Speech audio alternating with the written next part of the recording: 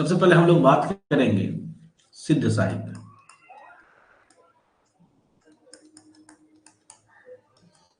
ठीक है, क्या है सिद्ध साहित्य? सबसे पहले हमें यह ध्यान देना होगा कि भगवान बुद्ध की मृत्यु तब हुई 483 ईस्वी पूर्व। ठीक है,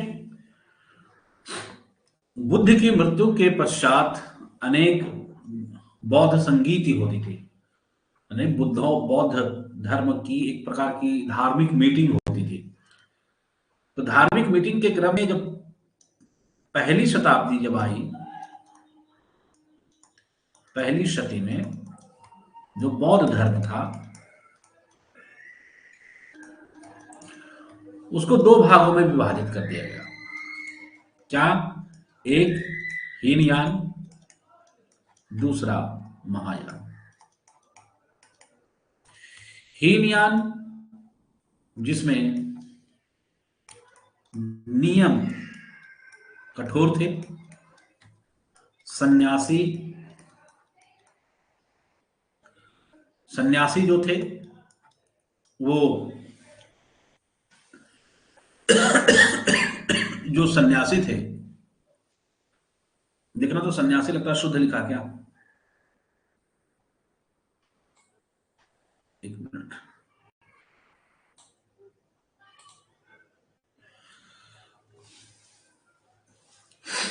सन्यासी देख लेना, इसको जरा शुद्ध कर देना। तो सन्यासी मुझे ठीक नहीं लग रहा, सन्यासी ऐसे लिखा गया क्या? हाँ, सन्यासी ऐसे लिखा गया। तो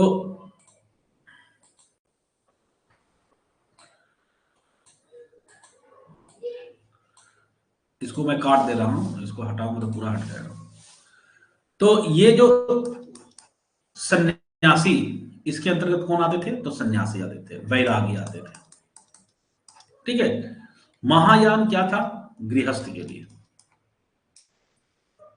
गृहस्थ के लिए। क्यों? क्योंकि नियम सरल थे। ठीक है, यहां तक कोई दिक्कत नहीं है आप लोगों को। इसके बाद क्या हुआ कि धीरे धीरे बौद्ध धर्म का विकास हो ही रहा था। धीरे धीरे क्या हुआ, बौद्ध धर्म लेकर चला था कि जो हमारे हिंदू सनातन परंपरा में जो बलि प्रथा थी या अन्य प्रकार के जो दोष आ गए थे उसके विरुद्ध इन्होंने आवाज उठाई थी। तो लोग बहुत आकृष्ट हुए इनसे। इसके बाद हमारे 8वीं शताब्दी में आते हैं, एक एंट्री होती है धर्म क्षेत्र में, एकदम मान लो कि एक आर्मी की, वन मैन आर्मी की, जिनका नाम है शंकराचार्य। ये जब आए ना, तब इन्होंने जो धर्म का प्रतिपादन किया, जो रूप स्वरूप धर्म का बतलाया, वो अद्भुत बतलाया। उन्होंने ये सारी चीजों पर विशेष रूप से जोर ही नहीं दिया। तो इनके आगमन से, और एक कुमारिल भट्ट थे, इनसे, इन दोनों के कारण बौद्ध धर्म में बहुत क्षति हुई।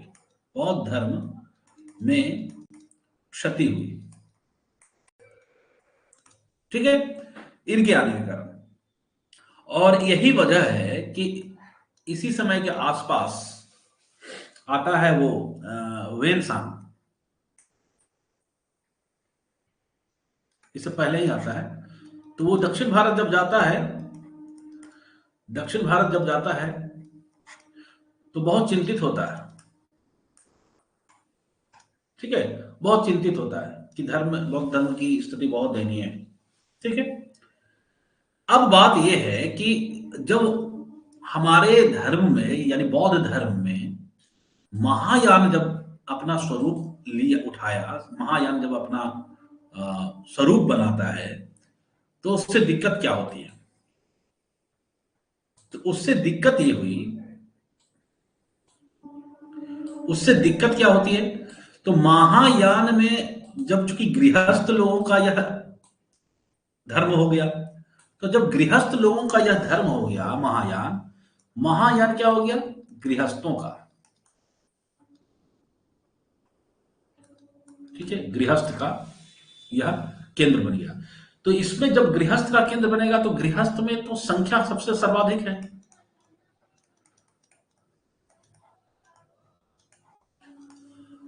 तो धीरे धीरे क्या हुआ कि यहां की जो संख्या सर्वाधिक है, तो समाज में तो अनेक प्रकार के धर्म प्रचारित थे। तो इन लोगों में चूंकि इतनी छूट थी, इन लोगों के नियम इतने सरल थे कि समाज में शैव धर्म का भी प्रचार जब बढ़ा, तो ये जो महायान वाले जो लोग थे, जो बौद्ध धर्म को अपनाते थे, ये शैवों से बहुत प्रभावित हुए, शैवों से बहुत प्रभावित हुए। अगर हम ये कहें कि महायान में शैवों का प्रभाव बढ़ गया, ठीक है, शैवों का प्रभाव बढ़ गया। एक चीज तो ये, जब शैवों का प्रभाव बढ़ा तो तंत्र मंत्र आदि चीजें भी बढ़ने लगी। दूसरी चीज, लोगों के मन में ऐसी धारणा उत्पन्न हो गई महायान मानने वाले लोगों को, उन्होंने कहा कि अगर हम किसी मंत्र, एक अमुक मंत्र का जाप करेंगे तो हम भगवान बुद्ध हो जाएंगे। ऐसी धारणा उत्पन्न हुई। जैसे एक मंत्र है, सर्व तथागत, सर्व तथागत आत्म, सर्व तथागत।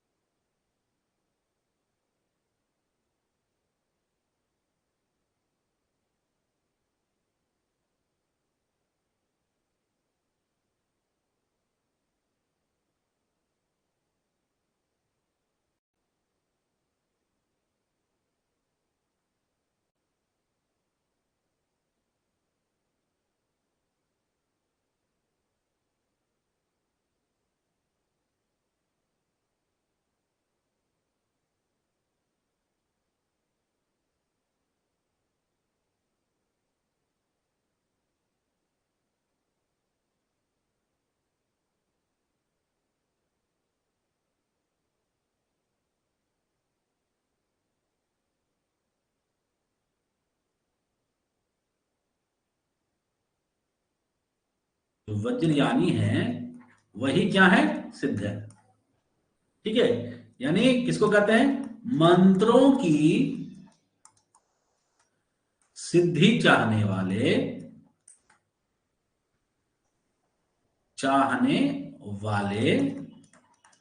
क्या कहलाए, सिद्ध कहलाए। समझ में आई बात? यानी मंत्रों की सिद्धि किसने की, सिद्ध होने की, इसलिए वह सिद्ध कहलाए। तो ये परंपरा चली, आगे चलकर इन लोगों का जो केंद्र हुआ वो श्री पर्वत हुआ। श्री पर्वत, श्री पर्वत संभवतः मैंने बहुत इसकी खोज की।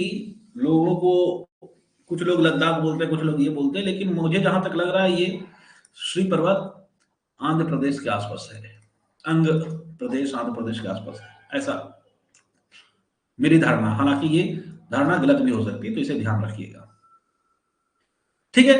तो यहां से सिद्ध निकलते हैं वज्रयान से।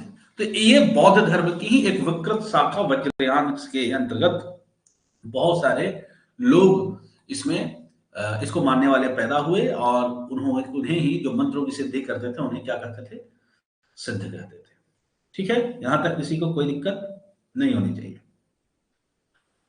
अब इन सिद्धों में जो महत्वपूर्ण जानकारियां हैं, उन सिद्धों के विषय में अब हम यहां देखने का प्रयास करेंगे। ये तो सामान्य सी जानकारी हो गई। अब सिद्धों में हम लोग ये देखने का प्रयास करेंगे, या अगर आप लोग कहेंगे तो इन्हीं सिद्धों की प्रमुख प्रवृत्तियों के विषय में भी मैं बतला ही देता हूं, ताकि एक आप रिलेशन बना सकें, एक संबंध बना सकें आगे। तो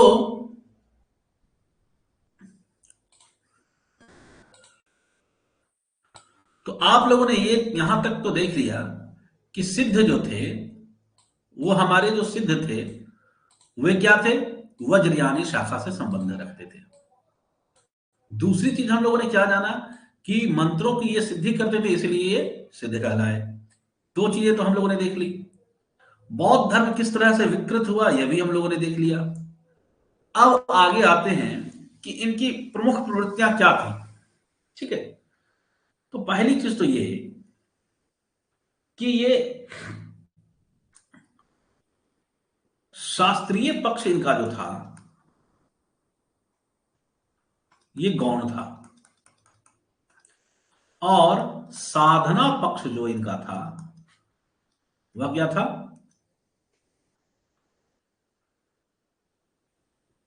साधना पक्ष प्रधान था। यानी सिद्धों में साधना महत्वपूर्ण भूमिका अदा करती थी। ठीक है, साधना पद्धति जो थी उसमें शिव और शक्ति, इन दोनों के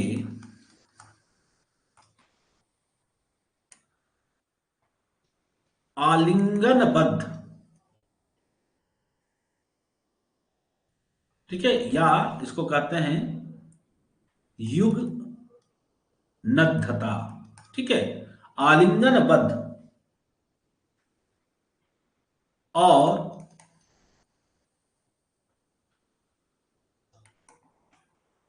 मिथुनात्मक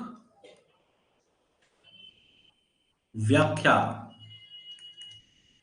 मिलती है।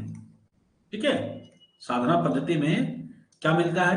तो साधना पद्धति में मिलता है कि शिव और शक्ति को आलिंगनबद्ध रूप में वे लोग पूजा करते थे।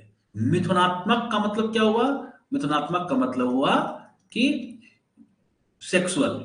ठीक है, यानी आलिंगनबद्ध मिथुनादिक क्रियाओं का वे लोग बहुत ही उसको आदर्श रूप में देखते थे। ठीक है, फिर इनमें क्या था? यानी इनकी पद्धति, जो साधना की पद्धति थी, उसमें यौन क्रिया का बड़ा महत्वपूर्ण भूमिका थी। ठीक है, यहां के बाद आप देखिए कि जाति पाति, जाति व्यवस्था और वर्ण भेद की निंदा करते थे। चौथी चीज, योग पर, योग साधना जो है, योग साधना पर सर्वाधिक बल देते थे।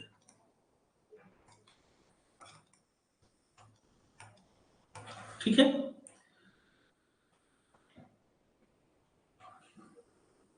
पांचवी चीज, अगर आपको तांत्रिक साधना करनी है, तांत्रिक साधना हेतु शरीर शुद्धि अत्यावश्यक है। शरीर शुद्धि अत्यावश्यक है। पांचवी छठी चीज क्या है?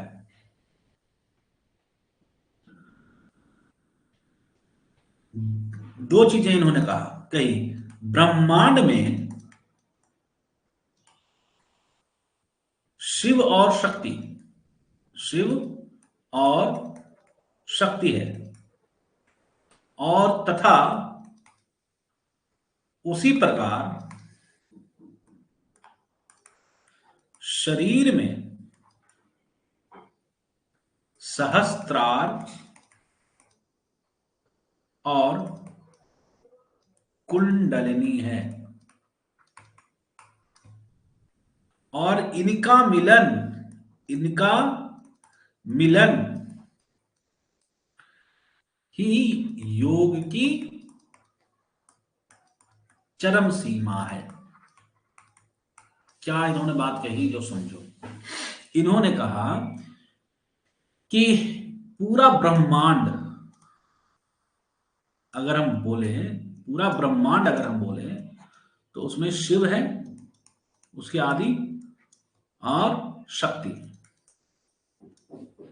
शरीर की बात जब साधना करते हैं तो साधना में क्या उन्होंने कहा, साधना के क्रम में जो हमारा शरीर है, शरीर में सहस्त्रार्ध चक्र जो है, वह सहस्त्रार्ध चक्र क्या है, शिव है।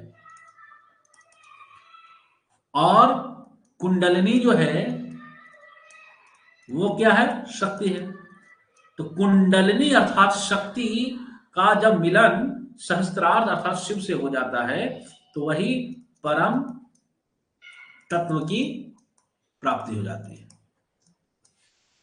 ठीक है, अब क्या है ये सहस्त्रार्ध चक्र, क्या है ये कुंडलिनी, देखिए।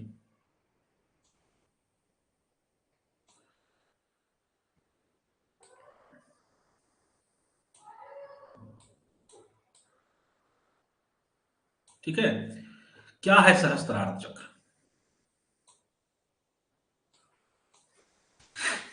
यहां देखिए। अगर हम मनुष्य का, अगर मैं थोड़ा सा अगर कलाकारी कर दूं,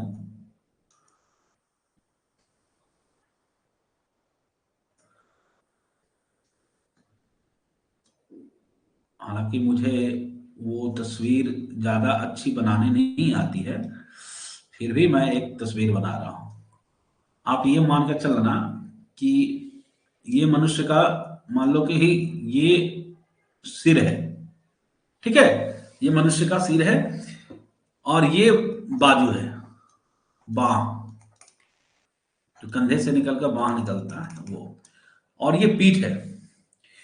तो पीठ के जो ब्रेन हम लोग का होता है, जो मस्तिष्क होता है, ठीक है, वो मेरुदंड से जुड़ा हुआ होता है। ठीक है, मेरुदंड से जुड़ा हुआ होता है, कोई दिक्कत नहीं। तो यहां कह क्या रहा है, सहस्त्रार्ध चक्र जो है वो यहां है, मस्तिष्क के ठीक ऊपर सहस्त्रार्ध चक्र। और यहां इसके यानी रीढ़ की हड्डी के बगल में दाहिने में एक इला कहलाता है, एक सूक्ष्म नाड़ी है इला, इला नाड़ी, और इसके एक दाहिने साइड में है पिंगला नाड़ी। ठीक है, पिंगला नाड़ी।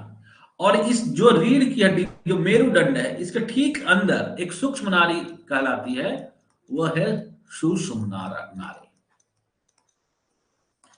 और मनुष्य के जो, अगर मनुष्य का जो सबसे निचला हिस्सा है, अगर मनुष्य का सबसे निचला हिस्सा मानकर चले कि जहां जो मूत्राशय है, ठीक है, जहां योनि है, जहां, तो वहां से लेकर के ऊपर उठते उठते अनेक चक्र हैं, सीने तक, ये तक बहुत सारे चक्र हैं। ठीक है, अनेक चक्र मान के चलिए। तो सबसे निचला चक्र जो है, जो मैंने क्या कहा, जो मूलाधार चक्र है। मूलाधार चक्र कहां है, तो जहां मूलाधार चक्र कहां है, तो हम लोगों का जो गुह्य प्रदेश है वो मूलाधार चक्र है। तो कहते ये हैं सिद्धों में कि हम लोग जब ये जो योग करते हैं, साधना करते हैं, तो हमारी जो नाड़ियां हैं, इला, पिंगला और सुषुम्ना, इला, पिंगला, सुषुम्ना नाड़ियों में जो ऊर्जा है, यानी ये जो मूलाधार चक्र है, ऊर्जा जब ऊपर उठती है, तो ऊर्जा जब ऊपर उठती है तो ऊर्जा सबसे पहले मूलाधार चक्र में सोई हुई रहती है, मूलाधार चक्र में सोई रहती है। इसको जब हम सक्रिय करते हैं तो धीरे धीरे ऊपर जाती है, यह ऊर्जा धीरे धीरे ऊपर जाती है। कौन सी ऊर्जा, तो यह जो ऊर्जा है वह ऊर्जा धीरे धीरे कहां जाती है, ऊपर जाती है। तो ये जो ऊर्जा है जब धीरे धीरे ऊपर जाएगी और विभिन्न चक्रों को होते हुए जाएगी, इसी को कुंडलिनी कहते हैं, कुंडलिनी चक्र, मूलाधार चक्र, ठीक है, स्वाधिष्ठान, अनाहत आदि चक्र, बहुत सारे चक्र हैं, मणिपूरक चक्र है, आदि चक्र है, आज्ञा चक्र है। तो ये जो चक्र हैं, ये चक्र क्या है, कुंडलिनी चक्र है। और ये जो सबसे अंतिम, जो इसकी अंतिम गति है, वो सहस्त्रार चक्र के पास है। ठीक है। तो जब नाड़ियां जब ऊपर की ओर सक्रिय होती हैं, तो हमारी जितने भी चक्र हैं, वहां ऊर्जा धीरे धीरे जाती है और उन चक्रों को सक्रिय कर देती है। तो धीरे धीरे यही ऊर्जा ऊपर जाते जाते सहस्त्रार चक्र में जब पहुंचती है, तो हम लोग कहते हैं कि व्यक्ति, यानी सिद्धों की भाषा में कहें तो वो शिवोहम हो गया। समझे? शिवोहम हो गया। अब बात ये आती है कि यहां सिद्धों में क्या कहा जा रहा है। सिद्धों में कहा जा रहा है कि ये जो चक्र है, कुंडलिनी है, ये जो बहुत सारी कुंडलिनियां हैं, वो क्या है? शक्ति है। वो क्या है? शक्ति है। और जो ये सहस्त्रार चक्र है, ये क्या है? शिव है। तो यहां से कुंडलिनी जब जागृत होते होते होते होते अनेक बहुत कठिन साधना करते करते करते करते जब हम यहां पहुंचते हैं और जब हम शिवोहम होते हैं, वही अंतिम चरम सीमा है।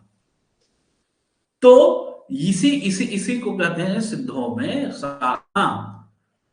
बात समझ में आ रही है?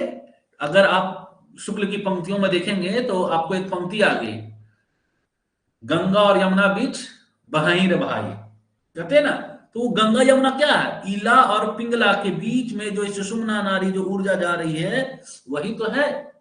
और यही चीज आप कबीर में बहुत गहराई से, हर पंक्ति में, अधिकांश पंक्ति में आप देखेंगे, कबीर इसी की बात, इसी का प्रभाव कबीर पर है। कबीर यही चीज कह रहे हैं कि तुम इधर उधर क्यों जा रहे हो, तुम्हारे भीतर ही है वो शिव। वो शिव कहाँ है? तुम्हारे भीतर है। इसको राम कर लीजिए, शिव कर लीजिए, उस परम शक्ति कर लीजिए। ये दुल्हनी जो जाना चाहती है अपने प्रियतम के पास, कबीर के यहां, ये कहां जाना चाहती है? ये दुल्हन कौन है? वो शक्ति है जो जाना चाह रही है यहां शिव के पास। और जब वो मिल जाते हैं तो दुल्हन गावा हो मंगल चार।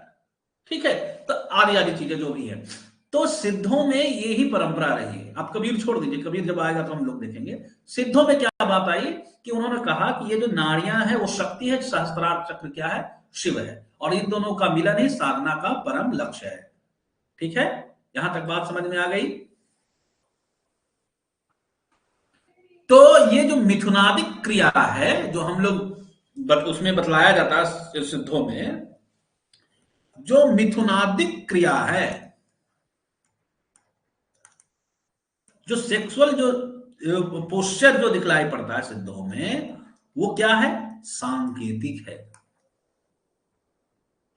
मूल उद्देश्य क्या है? यही शक्ति का शिव के पास जाना, कुंडलिनी का सहस्त्रार चक्र तक पहुंचना। आप एक कबीर की बहुत सुंदर पंक्ति है, वो पंक्ति मैं भूल रहा हूं, वो पंक्ति है,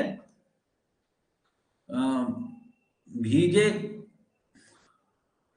क्या, भीगे कंबल, भीगे भीगे कंबल, भीगे पानी करके है ना, एक कबीर की बहुत प्रसिद्ध पंक्ति है। मैं उसका प्रकरण भूल रहा हूं, वो पंक्ति मैं भूल रहा हूं।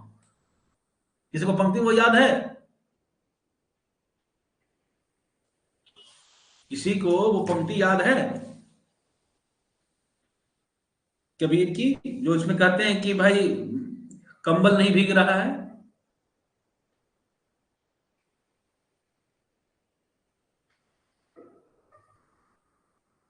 कोई बताओ।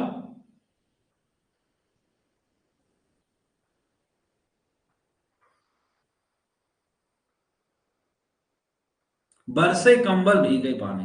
हाँ, बरसे कंबल भीगे पानी। अब देखो, जब ये प्रसंग चला है तो थोड़ा सा मैं बतला देता हूं आप लोगों को, चीजें देखो स्पष्ट होंगी।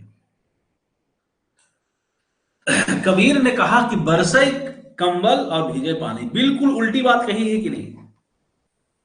बात तो बिल्कुल उल्टी है ना। पानी कैसे भीगेगा? पानी से कंबल भीगता है।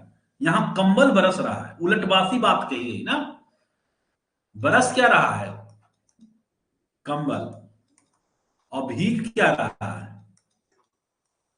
पानी। क्यों? तो देखो, जब आप परम तत्व को, यही सहस्त्रार्ध चक्र को जब आप भेद देते हैं, तो ऐसी मान्यता है कि यहां से एक जल है, इसमें मतलब एक प्रकार का स्राव होता है, ठीक है। एक एक प्रकार का मतलब आप जैसे हमारे मुख गुहा में लाल ग्रंथि होती है, ठीक वैसे ही यह सहस्त्रार चक्र जब जागृत हो जाता है तो एक एक द्रव्य गिरता है हमारे मस्तिष्क से सीधे कहा, आमाशय में, यहाँ जो आमाशय है, ऐसी धारणा है। अब धारणा के कारण मैं बतला रहा हूं, ये जो बूंद गिरती है रह रह कर हर वक्त एकदम 24 घंटे, ठीक है, 24 घंटे यह बूंद टपकती रहती है, ठीक है। यह मस्तिष्क से वह जो द्रव्य है वो द्रव्य की बूंद टपकती रहती है वहां। तो कबीर वही बात कहना चाहते हैं, ये जो कंबल है, ये मस्तिष्क जो सहस्त्रार्ध चक्र है, ये क्या है, ये कंबल है, और ये कंबल बरस रहा है, और अमाशय में जो हमारा जल है, उस जल में वह बूंद जब जाती है तो अमाशय में जो जल है वह भीग रहा है, और इससे जो ध्वनि उत्पन्न होती है उसी को कहते हैं अनाहत। अनाहत मतलब हत नहीं, हत मतलब खत्म नहीं होता है, ऐसा स्वर जो कभी ना हत हो, कभी ना नष्ट हो, तो ऐसे स्वर को अनाहत कहते हैं। तो कहता है शुद्धों में क्यों कहा जाता है कि भाई वो तो भाई अनाहत, अनाहत में है, यानी उसका तो भाई वो जो स्वर जो उसको सुनाई पड़ता है, जो वो द्रव्य की बूंद जब गिरती है नीचे, और नीचे जब गिरती है और उसमें से ध्वनि जो निकलती है बहुत ही मध्यम और बहुत ही मधुर ध्वनि जो निकलती है, उस ध्वनि को सुनकर व्यक्ति मदहोश रहता है, वो पागल हो जाता है, वो फिर सांसारिक दुनिया से उसमें जो आनंद उसे तृप्ति मिलती है वो संसार की कोई वस्तु से नहीं देती, वो लोकोत्तर होता है। तो कबीर अब ये चीज कैसे समझाए लोगों को, तो वो उलटबासी कहते हैं कि भाई तुमको मैं अगर ऐसे समझाऊंगा तो तुम नहीं मानोगे, मैं कुछ ऐसी पंक्ति कह देता हूं आश्चर्यचकित, जो तुम समझो तो वो सही बोल रहे हैं। ये जो कंबल है, ये जो मस्तिष्क है, जो सहस्त्रार चक्र है, ये जो कंबल है यह बरस रहा है, और भीग कौन रहा है, यहाँ जो जल है वो भीग रहा है, इसलिए कहते हैं बरसई कंबल भीगे पानी। तो ये चीज कहां से शुरू हुई कबीर में, तो वो सिद्धों से शुरू हुई है। बात समझ में आ रही है, कॉन्सेप्ट क्लियर हो रहा है। तो ये बात इसमें दिखलाई पड़ती है। आगे आ जाइए, यहां तक हम लोगों ने देख लिया। अब इसमें जो महत्वपूर्ण पॉइंट्स हैं, या थोड़ा सा और भी देखोगे तो देख लो, जैसे इन्होंने दो चार चीजें और की। क्या क्या की, दो चार चीजें ये की, देख लो।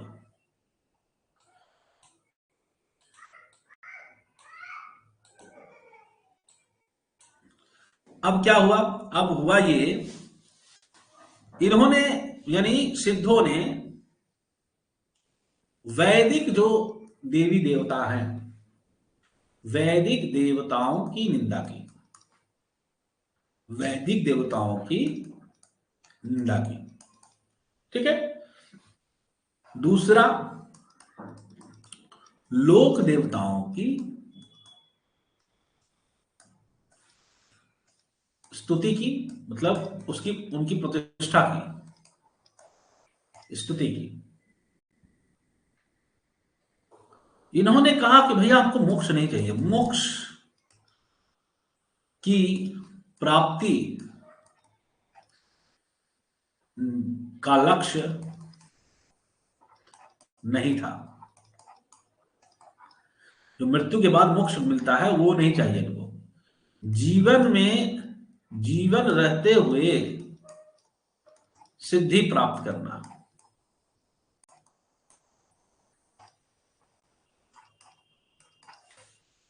ठीक है।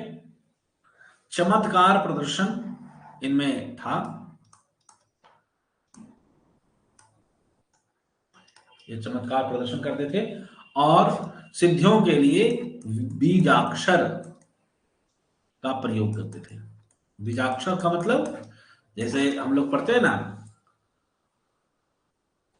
ओम एम ह्रीम क्लीम, ठीक है, ये बीजाक्षर है, तो बीजाक्षर का वे लोग प्रयोग करते थे। आई बात समझ में? क्या इसका रोल रहा? थोड़ा सा रोल जो मैंने आपको अभी बताया वो आप लोग एक बार फिर से देख लीजिए कि रोल क्या है।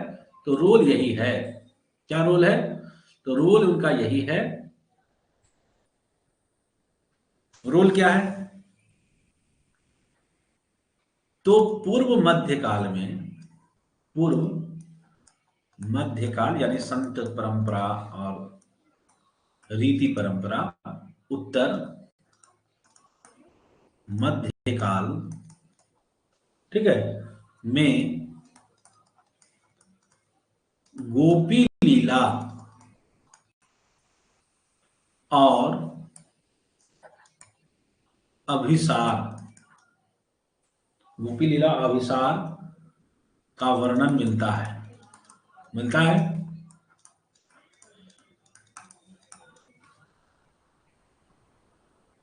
यह सिद्धों से प्रभावित है।